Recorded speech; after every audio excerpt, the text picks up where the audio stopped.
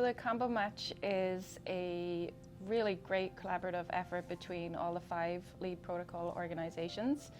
And I'm so honored to be here with Dr. Westin, who actually, it's her study N4 that enrolled the first study to the whole ComboMATCH mechanism. So absolutely great work, and it's been a really great collaborative effort, especially working with all the other groups. It's been really super. So what the ComboMATCH is it's a big initiative, kind of like the take 2 for the match mechanism, but this time we're looking at rational compounds. So it's going to be at least 2 agents that are being combined together, and it's biomarker driven. So what we're looking at is particular populations of patients whose tumors express a particular target, and then we're looking at combination therapy and trying hopefully to show synergistic activity for the combination.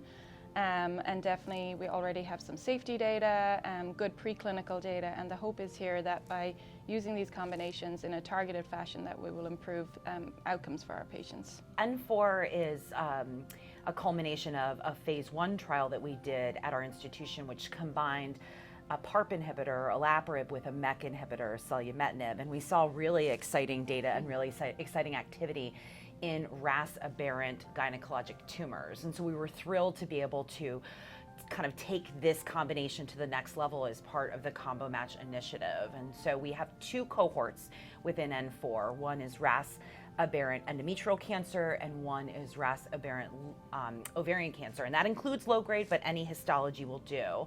And then patients are randomized either to a MEK inhibitor alone or the combination that we explored previously of a MEK inhibitor with a PARP inhibitor. We've shown that this is a very tolerable regimen, and we've seen some really exciting activity early on. So we're very enthusiastic to prove this in a larger study. And then Boralim is leading our N2. So that is for patients who have recurrent metastatic estrogen receptor positive, HER2 negative, NF1 loss breast cancer. And that's looking at a combination of binimetinib with fulvestrant. There are again 2 cohorts in this study. So the first cohort is those who haven't previously received fulvestrant, and they're either randomized to either fulvestrant alone, which is considered a standard of care, versus the combination. And we're really trying to see is whether or not the combination would be superior to, in terms of progression-free survival, compared to fulvestrant alone. And then the second cohort is patients who've previously received fulvestrant, and for that they were going to receive the combination. And then there's also the opportunity for those in cohort 1 to migrate over to cohort 2 if they do indeed experience progression on fulvestrant. So again, another exciting study. There's 74 of our sites are open and ready to accrue, so I'm hopeful that for our first patient will accrue to that really quickly. From the N4 standpoint, because we are up and rolling and have put a few patients on, one of the main questions I already kind of addressed is, for the ovarian cohort, do they have to be low-grade serous? And the answer is no. We are strictly sticking to that biomarker. So any histology that has a RAS aberration is acceptable. One of the other questions that's come up is just around the toxicity, right? We know the baseline toxicity of MEK inhibitors and how much does that PARP add. But the good news is we did a very large phase 1 study to really explore the dosing and found that this is quite a tolerable regimen. And we have a very nice detailed instructions of what to do when your patients has, or if they have an adverse event. And so what I would just kind of highlight, what I've been saying to other investigators, is really stay in touch with those patients during the first few weeks of therapy. Make sure that they know if they start to have any bit of rash, any bit of diarrhea, any bit of anything, that you act early, because it's much easier to take care of a grade 1 toxicity than it is to take care of grade 3, 4. I mean, that goes without saying, but especially on this regimen, prevention is key.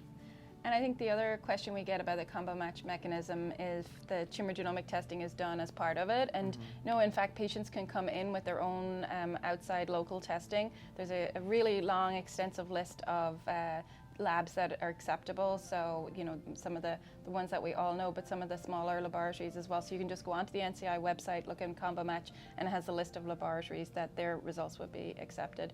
Once the report then is obtained, and if there's a suitable trial, that can be submitted, and then it does undergo central screening as well, just to make sure that that particular alteration or mutation is considered, to be appropriate for that particular protocol. So I think it's something we'll all get very used to, and hopefully we'll just be able to, there's two ways of referring. The physician themselves can refer, or in fact some of the major laboratories as well also will have a mechanism for perhaps identifying patients that may be potential candidates for the study as well.